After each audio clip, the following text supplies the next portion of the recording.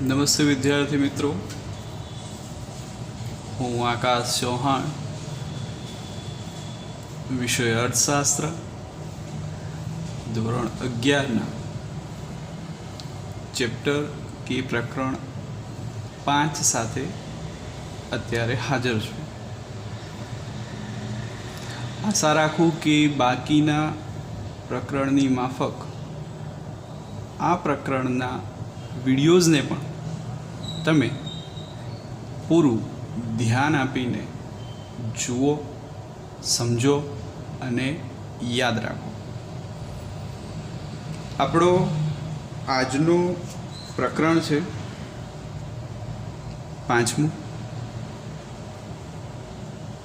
એનું નામ યાદ રાખજો. શું છે? તો આવક અને ખર્ચના ખ્યાલો વિશે જણાવો. મતલબ કે આપણે આ પાઠની અંદર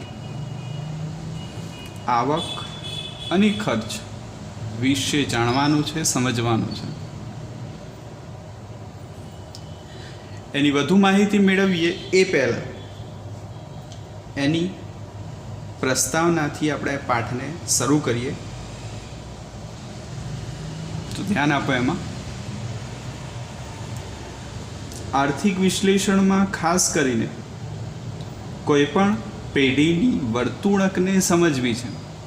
કોઈપણ પેઢીની વર્તણૂકને સમજવી છે તો ખર્ચ અને આવકના ખ્યાલો આપણા માટે ખૂબ મહત્ત્વના ગણાય. ફરીથી મિત્રો સાંભળજો. શેમાં?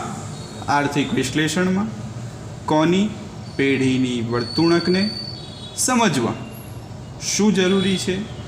તો ખર્ચ અને આવકના ખ્યાલો જરૂરી છે કે મહત્ત્વના છે.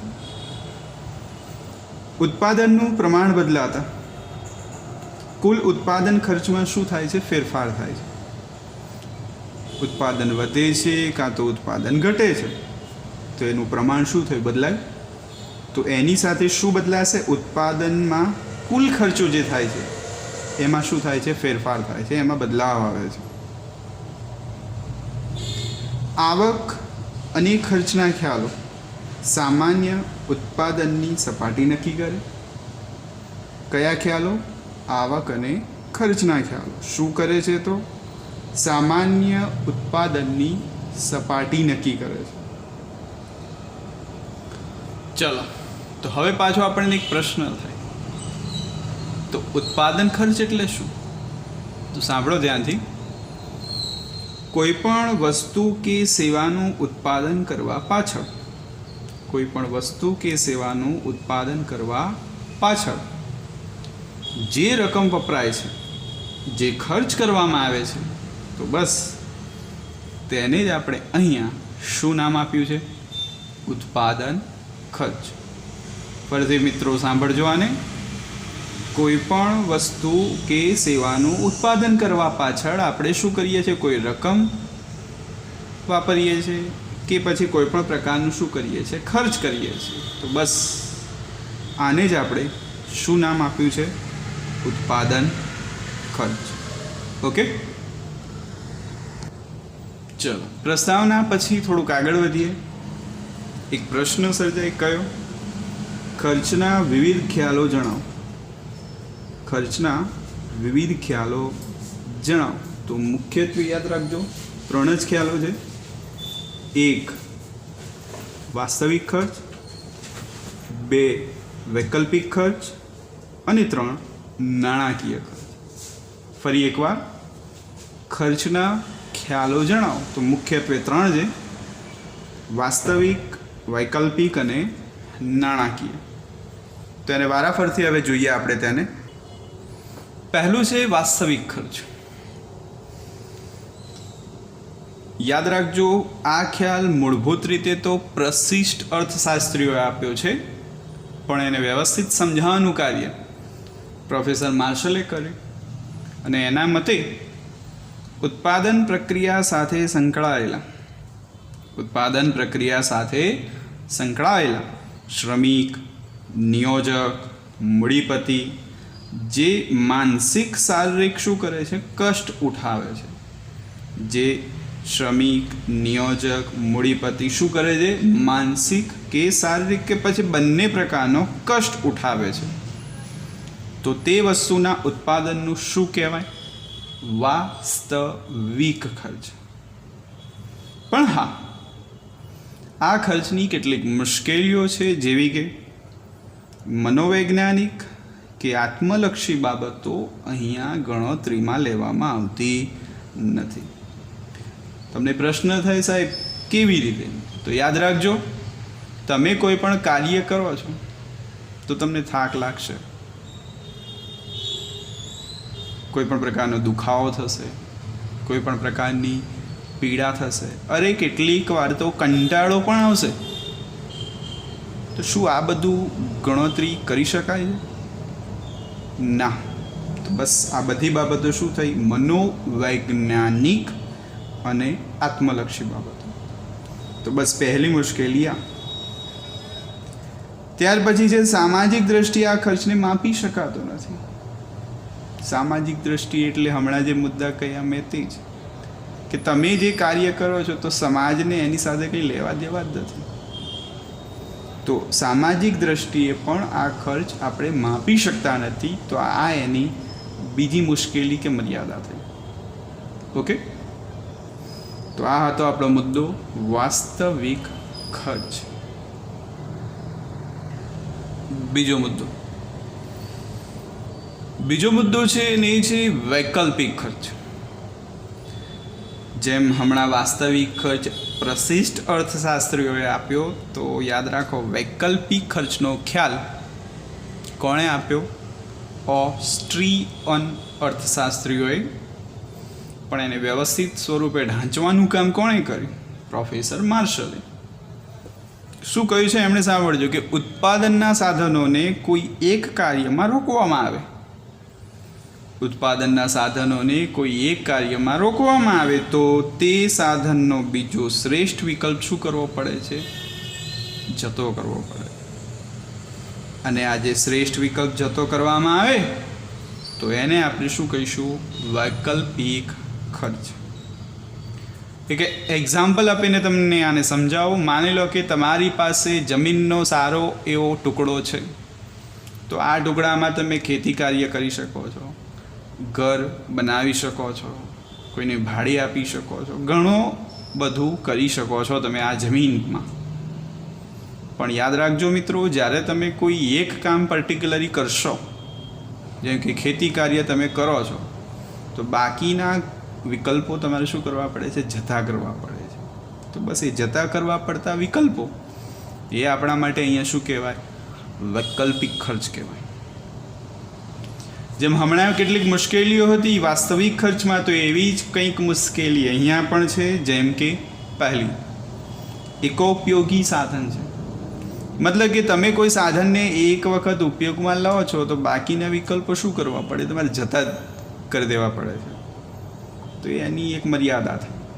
અને બીજી કે વિશિષ્ટ ઉપયોગી સાધનોમાં આ ઉપયોગ થતો નથી ખર્ચ. વિશિષ્ટ ઉપયોગી સાધનો, તો આનું હું તમને એક એક્ઝામ્પલ આપી દઉં. તમારે BCA કરવું છે, તો તમે જુઓ અહીંયા તમારું બધું ફોકસ ક્યાં હશે? માત્ર BCA કરવામાં હશે. તો એવી જ રીતે તમે જે જમીનનો ટુકડો છે એ ટુકડામાં માત્ર ને માત્ર તમે જે ઈચ્છ્યું હોય એ જ કરવા માંગો છો, તો એ શું થયું? વિશિષ્ટ ઉપયોગી સાધન. તો તમે બાકીના કોઈ વિકલ્પો વિશે વિચારતા જ નથી, કહેવાનો મારો તાત્પર્ય તે. ઓકે, તો બસ આ બે એની શું છે? મર્યાદા. કોની? વૈકલ્પિક ખર્ચની. ઓકે, અને હવે ત્રીજું ખર્ચ છે અને એ છે નાણાકીય ખર્ચ. સાંભળો એમાં ધ્યાનથી. ઉત્પાદન પ્રક્રિયામાં નાણાંના સ્વરૂપમાં જે ખર્ચાઓ થતા હોય, ઉત્પાદન પ્રક્રિયામાં નાણાંના સ્વરૂપમાં જે ખર્ચાઓ થતા હોય, તો એ ખર્ચાઓને આપણે અહીંયા નાણાકીય ખર્ચ કહીશું.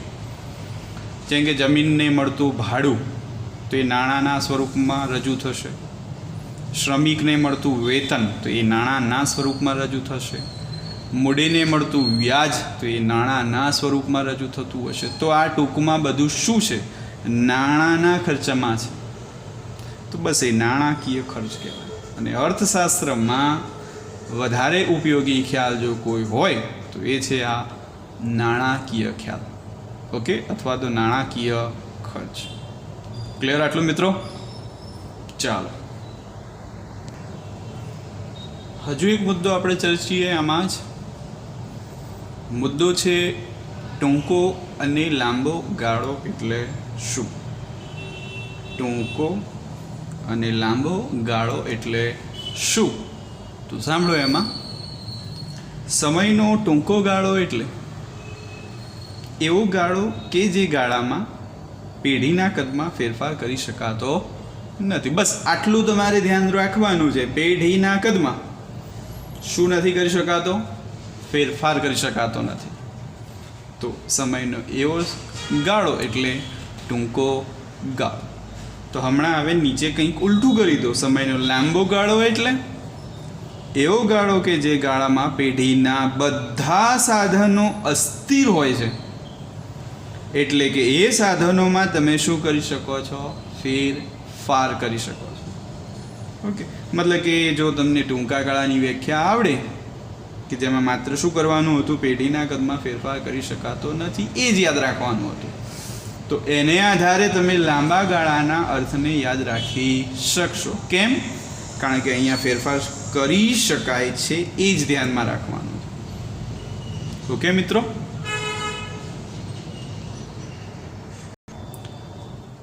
વધુ એક મુદ્દો અને એ છે ઉત્પાદન ખર્ચનું વર્ગીકરણ જણાવો. ઉત્પાદન ખર્ચનું વર્ગીકરણ જણાવો. તો બે પ્રકારનું છે. આપણે હમણાં જ વાત કરી લાંબા ગાળાનું અને ટૂંકા ગાળાનું.